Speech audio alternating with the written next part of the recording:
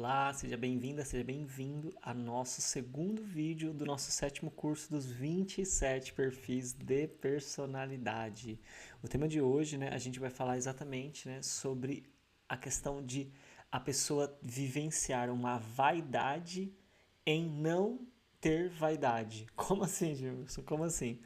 Na prática, o que seria, a vaidade nesse perfil, que é o primeiro dos três perfis que vivencia a vaidade, que também é um perfil de personalidade emocional, é uma vaidade que ela não é consciente para a pessoa. Então, é uma pessoa que ela não gosta de ser vaidosa, ela não gosta de ser vista como alguém vaidoso, mas ela busca ser uma pessoa virtuosa, só que isso é uma expressão da vaidade dela. Ela não é uma pessoa virtuosa pela virtude em si mesma, mas sim pela admiração que isso causa nas pessoas e o sentimento de completude que ela tem em ser assim dessa forma reconhecida e vista pelas pessoas.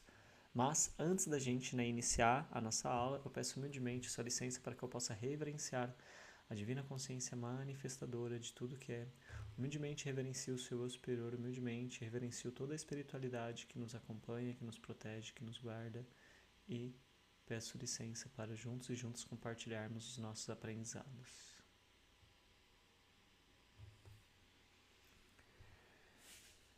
A busca pela perfeição com aparência de humildade. É exatamente esse, o nosso primeiro ponto que a gente vai abordar para a gente poder falar então dessa vaidade que aparece como uma não vaidade. Então, quando a pessoa vivencia o perfil de personalidade, que é esse perfil de personalidade do número 7, que tem a vaidade na base, essa pessoa, então, ela quer a perfeição, ela busca ser uma pessoa impecável naquilo que ela faz, ela tem uma exigência dela mesma, ela tem uma cobrança interna dela mesma extremamente alta. Então ela é uma pessoa assim que ela tem uma voz na cabeça dela que está sempre dizendo para ela que aquilo que ela fez ainda não tá bom. E isso vai fazendo com que ela aprimore, até que ela chegue naquilo que ela reconhece que tá bom. E como que ela consegue chegar na conclusão que algo tá bom?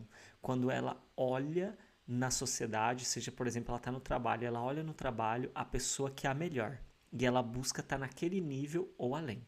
Se ela está na escola, ela vai procurar o melhor e ela vai chegar naquilo e ir além.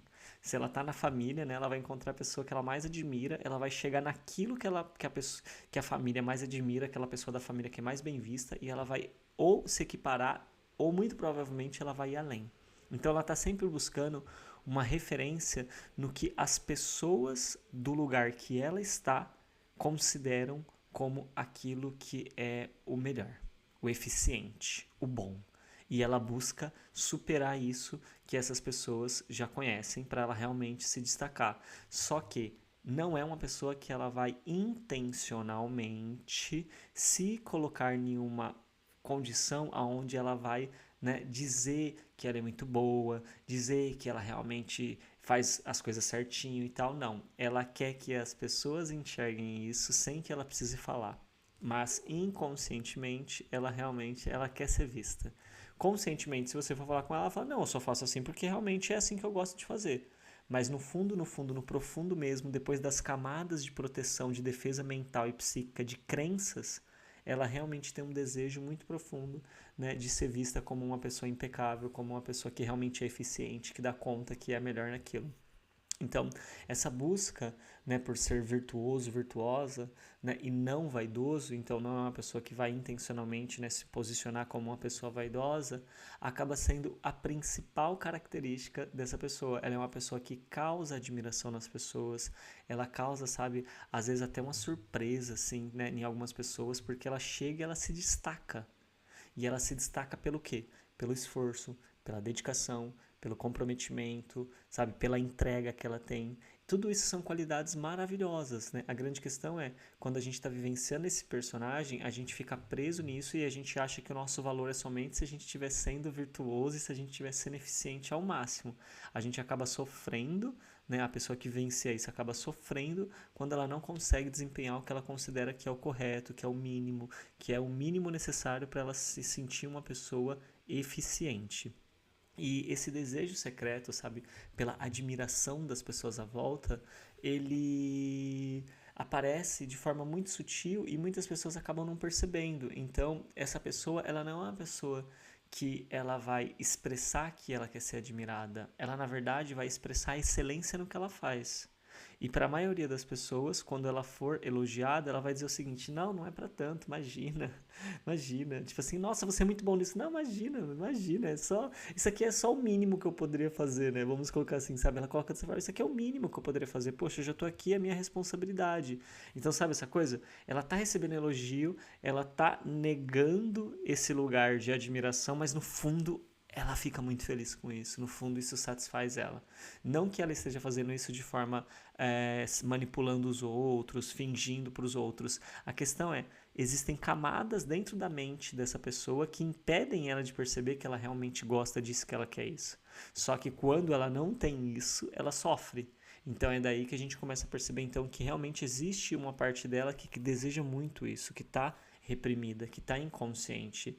E essa pessoa, né, para ela conseguir ter toda essa capacidade, sabe, de executar grandes tarefas, de passar por situações assim que às vezes são muito intensas para chegar nesse patamar de execução e ter essa admiração das outras pessoas, ela precisa suprimir as emoções dela, ela precisa evitar o contato com as emoções. Então aqui a gente está falando de uma pessoa que ela não fala sobre coisas emocionais. Se você chegar com alguns assuntos emocionais para ela, muito provavelmente ela vai desviar, ela vai sair dali, ou ela vai falar, ah, não, isso daí são coisas que eu acho que isso daí, sabe, não são coisas, não são prioridades que a gente deveria estar considerando aqui. Então se você falar, sabe, que você está triste, por isso você não está conseguindo desempenhar legal o seu trabalho, ela fala, não, imagina, não, peraí, não vai misturar o pessoal com o profissional, né? Não vamos misturar as coisas, sabe? Então são formas que ela tem, né, de separar o emocional do restante da experiência de vida, porque não lidando com as questões emocionais, evitando ela, fugindo delas e se concentrando no que é no trabalho. Então é uma pessoa que tem uma característica mais workaholic, que ela pode estar ali, sabe, horas e horas e horas de extra, mesmo que não tenha uma recompensa da empresa que seja realmente tão valiosa, mas para fugir dos sentimentos, para fugir das emoções, ela está sempre fazendo alguma coisa. No momento de folga, ela está sempre ocupada, está sempre produzindo algo, praticando algo. Ela nunca está parada. É o tipo de pessoa que você dificilmente vai ver ela parada. Você dificilmente vai vê-la sentada ali calminha. Se ela tiver, ela vai estar fazendo alguma coisa, entende? Ela vai estar sentada, mas fazendo alguma coisa. É uma pessoa que ela tem dificuldade de parar. Por quê? Porque quando a gente para, a gente começa a sentir o nosso corpo, a gente começa a sentir as nossas emoções, a gente começa a presenciar de forma mais consciente o que está acontecendo dentro da gente. Então, essa pessoa, ela é uma pessoa, né, que ela vai evitar exatamente esse parar para não sentir. E quando sente, é desafiador para ela, é muito difícil para ela sentir. Então, também são pessoas que têm um risco, uma tendência maior a ficar se automedicando ou até procurar, né, tratamentos específicos que são mais medicamentosos para que ela não precise lidar com a emoção, com o sentimento, com a profundidade daquilo que está ali dentro, e ela pode acabar se medicando, né, durante longos anos de uma maneira que não seria necessária se ela apenas fizesse esse tratamento, mas conjunto com ele fizesse um processo de autoconhecimento para que no momento oportuno ela pudesse parar de usar medicações e simplesmente conseguir a cura e o aprofundamento dela através do que? Do entrar em contato com os sentimentos e com as emoções. Mas para esse perfil de personalidade é muito difícil entrar em contato com as emoções, então ela evita e prefere esse tipo de caminho. Uma outra coisa que é muito comum também é quando você pergunta para essa pessoa como que ela está, né, ela vai dizer que ela está bem, sabe? Por quê? Porque é uma defesa automática que ela tem para nem prestar atenção em como ela está se sentindo. E eu sei que nesse momento, né, a gente vive numa sociedade que é meio que uma resposta padrão, né? Todo mundo pergunta, como que você está? O padrão é tô bem, né? Então a nossa sociedade, de uma maneira geral, ela está vivendo esse perfil de personalidade como um padrão de sociedade. O padrão de sociedade é um padrão de sociedade onde a gente tem que mostrar nossa eficiência, onde a gente tem que esconder as nossas vulnerabilidades, onde a gente evita os nossos sentimentos e onde a gente acaba fingindo que não quer uma certa admiração, mas no fundo a gente adora e quando não tem, sofre muito. Então o que a gente está dizendo? Que a emoção da vaidade, ela está muito forte na nossa personalidade. Não estou julgando, dizendo que isso é errado, que isso é ruim, que isso é do mal, nada disso. Apenas pontuando para que a gente possa olhar e entender o que essa emoção está escondendo dentro da gente, ou qual é a mensagem que ela está tentando trazer para a gente através desses padrões de comportamento, sabe? De querer ser sempre eficiente, de querer ser sempre bom naquilo que faz, de não olhar para as nossas fragilidades, de não olhar para os nossos sentimentos, porque realmente o que nos torna humanos é a capacidade de sentir. E quanto mais a gente evita isso, assim como esse perfil de personalidade, a gente acaba tendo uma dificuldade de acessar e de sentir, de vivenciar a nossa tristeza e os nossos medos. Lembrando sempre que o medo ele é uma ilusão, né? O medo ele é sempre uma ilusão, porque ele vem ou de uma memória, né, que o contexto dela não é o contexto atual, ou ele vem de uma experiência de alguma outra pessoa, que não é a nossa própria experiência e tem todo um contexto também envolvido lá, ou ele vem de uma fantasia, de uma crença, de algo que foi construído mentalmente aqui na nossa cabeça. Então, quando a gente começa a entender que o medo ele é uma ilusão, a gente começa a perceber que não tem problema a gente vivenciar essa experiência, mas a gente ter a clareza de que ele é uma ilusão e de que a gente pode, existem técnicas para isso, né? Inclusive eu ensino essas técnicas para as pessoas quando elas estão, né, num acompanhamento comigo, de como essa pessoa pode aprofundar, né, a lidar com esses medos e aí desconstruindo esses medos. E a tristeza, ela é uma experiência que ela faz parte da vida. Então, quando a gente aprende, né, que a tristeza é uma coisa ruim, que a tristeza é uma coisa que a gente não pode sentir, a gente evita ela e é como se a gente então tivesse ali uma água que está passando por um cano e que vai sair pela torneira e vai embora, e a gente não pode sentir isso porque a gente aprendeu que é errado e a gente vai lá e fecha a torneira e se trava. E quando eu me travo, eu impeço que essa emoção ela saia, porque ela está passando no cano e vai sair pela torneira. Se eu fecho a torneira porque eu não posso sentir, eu me travo, eu contenho isso dentro de mim. Então, quanto mais eu contenho aquilo que precisa passar por mim para ir embora, porque eu acredito que sentir aquilo é errado, mais eu aumento essa experiência dentro de mim. Então eu vou ficando cada vez mais sobrecarregado, cada vez mais pego por esse sentimento, por essa emoção, até que chega uma hora que, mesmo que eu tenha fugas, essa fuga não funciona mais. E aí, geralmente, é nos momentos que as pessoas vão para os tratamentos com casos bem crônicos, com casos bem mais intensos, bem mais graves, bem mais agudos, quando não tinha necessidade disso. Poderia já ter trabalhado isso anteriormente. Mas, né, infelizmente, a nossa cultura ela leva a gente a acreditar que sentir determinadas emoções é errado, é ruim. Quando eu disse, todas as emoções são sinais, elas estão tentando nos apresentar uma informação, nos mostrar algo que está acontecendo, algum hábito que a gente precisa mudar, alguma conexão, alguma relação que a gente precisa mudar ou que a gente precisa reformular, conversar com a pessoa e se relacionar de um jeito diferente. As emoções estão sempre tentando comunicar algo para nós.